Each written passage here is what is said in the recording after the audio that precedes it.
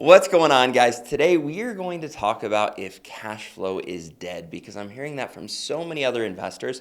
We're also going to jump into exactly what I would do if I had to start all over in 2026. So with that being said, let's jump into it. All right, guys, over the last couple months, I've been hearing so many people saying that cash flow is dead, that you can no longer find cash flowing real estate, and that investing in real estate is the wrong move. Now, I've come to find that when people are sharing untruths, they use truths mingled with those untruths to try and get you to accept the point that they're making. They'll say things like interest rates are never going to be back down at 3%, or at least not anytime soon. They'll say things like, hey, if you're shopping on the MLS, you're not going to be able to find cash flowing real estate. And there are lots of other investors that are buying real estate off the MLS at 5.25 cap rates that aren't cash flowing. As a matter of fact, they're negative cash flow. They bring up the fact that there's probably not going to be a big crash or some incredible opportunity for everyone to go in and buy real estate that cash flows extremely well. And the reality is these things are true. The part that isn't true is that there's no longer opportunities to find and purchase cash flowing real estate. And so in this video, we're gonna dive into that. We're gonna talk about what I'm planning on doing in 2026 to make it my biggest year yet when it comes to finding cash flowing real estate and how you can do the same. Now, hopefully you caught on, but if you didn't, yes, I still believe there is cash flowing real estate, and I believe there's a lot of it, probably more than there's ever been, considering now we have so many people saying that real estate is dead. So stick with me. In this video, I'm gonna show you step by step what I would do if I was starting all over. Now, lucky for me, this is going to be a fun and beneficial review for me, for experienced investors, and for first-time investors, because these steps are pretty much the same if you're looking to go out and crush it in 2026 by purchasing cash flowing real estate. So let's jump into it. First of all, you've got to have a proper strategy. So many people say, oh, my strategy is I want to buy cash flowing real estate, and that's where it ends. You've got to figure out what works for you. The strategy that works for me and my income is going to vary slightly differently depending on you, your skill sets, your goals, and your income, and your available cash. So first off, you need to determine what do I have as active income, and then how do I want to create passive income. Now, so often people are like, well, Chandler, I want to be a real estate investor. And it's like, well, here's the deal. Investing requires cash.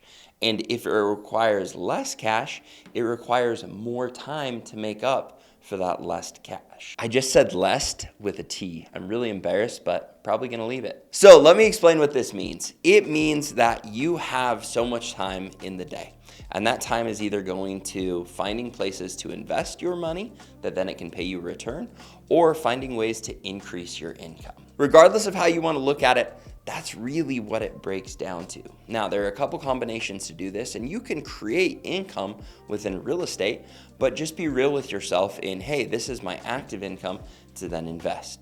Active income options within real estate include wholesaling, being a realtor, finding ways to flip properties, whatever it is where it's an active job where there are transactions happening so that you free up more cash. Investing is tying up cash in property that then can consistently pay you. Now, there are variations of this that I think a lot of people get excited about. Hey, I can just be an investor without having the income to invest. These things include seller financing or other ways to take over loans, to do a subject to, or other unique strategies to employ to have as little down as possible into a rental property that then cash flows. Now, here's the deal. The less you put into a property as a down payment, automatically you're going to have a harder time finding strong cash flow. Now, what I mean by this is you can find properties that you could put $1,000 to $5,000 down. And you can have people say, hey, you can find these properties that are getting a 20% return, a 20% cash on cash return. But here's the thing you have to remember. If you invest $1,000 in a property and you're getting this really cool 20% cash on cash return, well, what is 20% of $1,000? It's $200. All right. So that return, even though it's great if you could do it at scale, really isn't that impressive because $200 in return isn't going to do much for you. And that's why I need you to understand, yes, you can find properties that cash flow at high percentages, but if you don't have money to invest in those properties, it's not going to be a legitimate or material return for you. Now, it's still cool to find investment properties like that with extremely low down payments, and maybe you can find even higher than a 20% cash on cash return. But those deals are extremely hard to find where you can find a way to have no money tied up in them, unless you're finding a way to tie up equity. And then hopefully if you're tying up equity because you bought them extremely well, you put yourself in a situation where even though you have a little down, you would have to have this absurd cash on cash return to have it actually be material. Now, I'm not sharing this with you to discourage you. I'm sharing this with you because if you really want to become an investor, if you really want to create a passive income that pays all of your bills and pays for your lifestyle, you just have to be real about it. Because yes, there are opportunities like Sub2 and seller finance and all of these other things, but if you don't have money to put into these deals, the odds of creating $100,000, $200,000, $300,000 in consistent cash flow when you don't have money to invest, it's not super realistic. So then you have to take a step back and you have to say, okay, what is my active income going to be? Am I going to flip properties, wholesale properties, flip these apartment complexes that I go in and do X, Y, and Z to where then I can turn them and pull a ton of equity out? Those are all options. And don't get me wrong, investing in real estate with a low down and low cash flow can be incredible if you find equity plays in these deals, but it still leaves you with one big problem. And that is if you don't have cash reserves when you buy these properties, you're also putting yourself in a very scary place. Because yes, you can assume a great return on a property with a low down payment, but if the furnace goes out and a water heater goes out and you run into vacancies, you're screwed. Now, when you do this at scale and you build up rental properties, you have to keep less and less in reserves because the odds of that happening to all of your properties at once are not very good. But the point I'm getting at is you've got to have cash to be able to invest in real estate and do it comfortably. And if you don't, you've got to figure out how you're going to get that. You can do it within real estate, or maybe you need to step back and say, I either need to save more or I need to find ways to increase my income so that I can save more, so that then I have money to put in as down payments and I have money to keep in reserves so that then I can invest in real estate properly. And the more that you scale, it's like pushing a little snowball down the hill. It builds on itself. It's easier to keep reserves. Your cash flow grows as time goes on, as the property goes up in value, as rents increase. And so it only gets easier as you go. But when you're starting out, you need to be realistic of, hey, am I the guy that has $10,000 to invest? Or am I the guy that has $200,000, $300,000, $400,000 to invest? And that will impact your strategy. Now, I said I was going to talk about if I was starting over. And if I was starting over, I would get myself in a place where I had a consistent income. And then I figured out how much of that I needed to live off of, and then how much of that I could invest. Recognizing that every time I invest, I'm creating cash flow that I can live off of that should give me that much more the next year to be able to invest. Now, one thing I created that I'm going to use in this video is called a retirement calculator. And I'm actually going to share this with everyone here in a month or two. But if you're really interested in using it for yourself in the new year, go follow me on Instagram at Chandler David Smith and ask me, and I'll send over a rough copy that I'm going to be using to run through numbers today. Now, here's what I wanted to show you. In this scenario, let's say you have $100,000 and you can afford to invest 25% of that income. So you're keeping $75,000 for you, taxes, life, whatever that means, and you've got 25% of that you can afford to invest. Let's also say that you believe you can find properties that are going to get a 25% cash on cash return.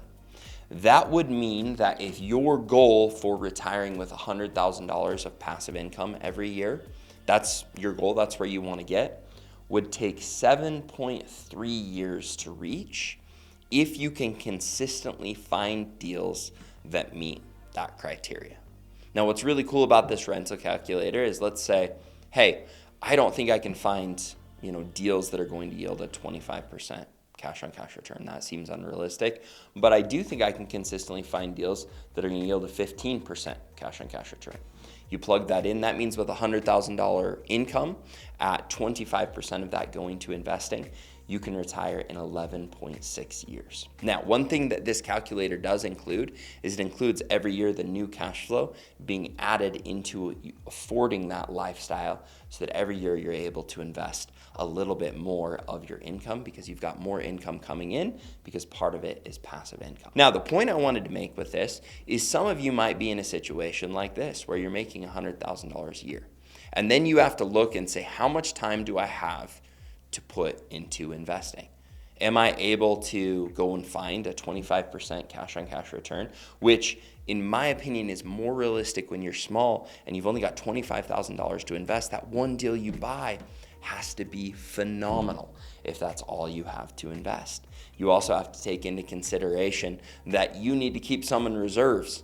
So that's not included in this calculator. You need to figure out what you're comfortable with, and that might impact how much you have to invest, because maybe now instead of being able to invest 25% of your income, that drops down to 20% of your income, because 5% you're keeping in reserves for that investment. Now, the other scenario I wanted to show you is, let's say you've got a much larger income. Let's say you're bringing in $500,000 a year. And if you're bringing in $500,000 a year, but your goal is to live off $100,000, if you are making $500,000 a year and you can set aside 25% of that income, it's only going to take you 4.3 years to build up to a $100,000 a year in passive income if you're finding deals that reach a 15% cash on cash return. So the reason I created this calculator is often people are like, hey, this is where I want to be. And this helps them break down how to get there. The other thing is it gets their mind going of, man, I either need to increase my income or decrease my spending, or increase the return I'm getting on these properties. Or if I can't find that higher return, I need to be realistic at how long it's going to take me to build up passive income in the meantime to be able to get there. Now, I don't want to get hung up on this calculator for super long, but I created it so that you could break down your current situation and say, hey, what's realistic? Is it realistic for me to retire in 5 years? Or am I looking closer to 10 or 15 using this strategy? And if I'm not happy with that, what changes do I need to make in my life so that I can be on the proper trajectory? Now, this just looks at returns, so you can get a feel for where you need to be. But the next thing I would do if I was starting all over is I would figure out the best place for me to make my active income, what I needed to keep my lifestyle held to, how much I could invest, and what return I wanted to hold to. Now, of course, you could throw out, I want to hold to 100% cash on cash return. And in reality, there are deals out there that do exist, but they are difficult to find. So the next step I would use is figuring out how I'm going to find deals. Now, from my experience and from the time I've spent investing, I think it's very realistic to find returns between 10 and 25% cash on cash returns, depending on the market you're willing to go into and how much work you're willing to put forward. I think 10% cash on cash returns are deals that you can go and find on the MLS by consistently putting in offers. And over the course of a year, if you're just looking for 1 to 3 deals, you can find those off the MLS by finding motivated sellers that just have issues with the properties that they need to unload, and you've put in so many offers that you get lucky. Now, if you're wanting to consistently find those deals to where you're finding 10, 15, 20, you've got to find ways to get more creative. Or if you're wanting to find more aggressive cash on cash returns, you need to find deals off market. That means you need to go and connect with a bunch of realtors that might have pocket listings. You need to send out mailers. You need to go and grab a subscription at whatever service you want to use. I personally use Deal Machine, so that when you drive by dilapidated properties, you can call the owners and you can say, hey, I'm interested in your property. And you can put in offers that meet the criteria to get those higher cash on cash returns.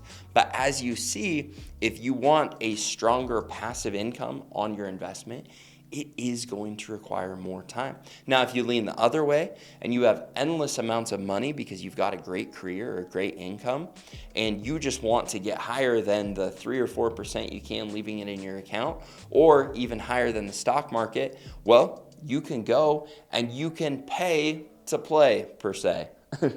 because you can afford to take an 8% cash on cash return or a 10% cash on cash return, knowing you're going to get the tax benefits, knowing you're going to get appreciation, knowing you're going to get that cash flow in the meantime, and you can afford to be more aggressive in the offers you put in. And it's going to be easier to find those deals by consistently putting in offers on the MLS or connecting with a good realtor that's motivated to go find them for you. Consistently, the biggest question I've gotten asked is, Chandler, what should I do? And I hate turning it back on people, but it really depends on your situation, your income, and how much disposable cash you have. Because if your goal is $100,000 or $500,000 or whatever it is in passive income, but you're making millions of dollars a year, that's very, very easy to get out of your job by not buying incredible deals, just buying good deals that are available to you. Now, if you aren't in a place where you've got strong income, you've got to use your time more to get higher returns if you want to start going in the game. And I'm always going to be a proponent for getting into real estate as soon as possible, but not so soon that you don't have proper reserves and you can't protect yourself. And that's why I created this calculator, so that you can be honest with yourself and know what changes you need to make to put you on a path that's realistic. Now, a lot of people, their next question is, Chandler, what should I invest in? If you're starting out, I am such a believer in 4 units or less multifamily. Now, this is a competitive space, but if you're willing to work hard, you can find phenomenal deals with phenomenal financing, because a lot of times you have banks that are willing to give you 30-year fixed loans with great rates and great terms where you can find good cash flowing assets. The next place that I would look is seller financing. And I would pin down on seller financing at the 5 to 10 unit mark. The reason I would go here is a lot of times you have to get a commercial loan to buy those. And so it's harder for these people to sell. And a lot of times you have less competition than at that 1 to 4 unit mark, because now you have people that are not necessarily competing. A lot of the bigger organizations don't want to buy in this range, and a lot of smaller people don't want to buy because they can't get financing. The reason I like looking here for seller finance options is a lot of times they'll sit on the market, they're not finding a motivated buyer, and you can be a motivated buyer by talking them into doing seller financing. And you can say, hey, look, I can get a great loan if it's 4 units or less, but it's not. And if I get a commercial loan, that makes all of the returns crap. And that's why this property is sitting here, and that's why it's a struggle. Now, I can go and get a commercial loan, but you're gonna have to come way down on the price. Or you can do seller financing with me. I can pay you close to what you want, depending on how low you're willing to go on terms. But if you can come down and give me 0, 1, 2, 3% interest rates, most likely I'm going to be able to pay you a number that you're really happy with. And if you're someone that doesn't have a lot of cash, this is another place where maybe you're willing to give a higher interest rate to this seller, or maybe not, depending on your situation. And you can put a smaller down payment down, and that can be another benefit to you as you're starting out. But if you're starting out, this is where my focus would be. Now, if you already have cash, I would say focus on the 5 to 50 unit range, because if you get above 50 units, that's when you really have cash, and they're willing to be very aggressive, to where a lot of big organizations are buying at a 5 to 6 cap rate where there's just no cash flow in those deals. Now, if you have a ton of money, of course, you can go buy those deals. You can put 50% down, and now you've created cash flow. But that to me is not appealing. I don't have that kind of money. So if you've got a lot of money, a good income, I think there's a real sweet spot in that 5 to 50 unit range where you can find seller financing, or you can get commercial loans and put yourself in a great place where you're cash flowing well on those properties. Now, the title of this video was, Chandler, but what would you do? What would your exact strategy be if you were starting all over? And it would be the same that it was when I did this 15 years ago. I would go and find a high income job that I put a lot of time and energy into. For me, that was door-to-door sales, where I could sell well, I could recruit well, but I was paid a commission so that I could get 6 figures at least, and I could build up that income aggressively. I would then live a very frugal lifestyle and put as much of that as possible into cash flowing real estate. And I would scale. I would keep buying properties. I would keep increasing my income, and I would do whatever I could to do it now, because now is the optimal time. Because as time goes on, those properties you could buy in the now are going to be worth more. Their rents are going to be worth more. And I'm telling you, the reason people are saying cash flow is dead is because, yes, people have realized that real estate is the best possible place to put your money, and it's only going to get more tricky to find these deals. But right now is an incredible time to find them because a lot of people have let off the gas. There are phenomenal deals out there. So if I'm you, I'm saying, what can I do right now to increase my income? And what can I do to lower my expenses? And what can I do to put all of that money into real estate? Now, if you're in a point where you're saying, Chandler, I'm just stuck, I want to know the next steps, there's so many videos on YouTube, but the main reason I created the Creative Cash Flow Club is to help people figure out how to make those next steps, to give them a place where they can go and ask questions every other week, to get answers, to analyze properties, to figure out what direction to go, and to have my full real estate investing course give them the step-by-step process so that they can go and know how to analyze a property, how to buy it, and how to meet their goals from the retirement calculator so that they can get on track, buy the right properties, and get where they want to be, where their lifestyle is paid for with passive income. And I am telling you, it is the best thing ever to know that the lifestyle you want to live is completely covered by your real estate. And then when you want to work, you work. When you want to hang out with your family, you hang out with your family. When you want to do what's most important to you, you can afford to do that because you know money doesn't need to be the priority. So if you guys enjoyed this video, make sure you like, subscribe, hit the little bell, and catch the future videos. But if you want to take action, go and click the link below and you can join the Creative Cash Flow Club. We can give you everything you need to take those next steps. Or if you don't want to do that, go watch my other videos. See exactly what I did buying properties because you can do the same and you can figure it out. And again, if you want that retirement calculator so you can see how long it's going to take to get where you want to be, message me on Instagram. Thanks so much, guys, and have a great day.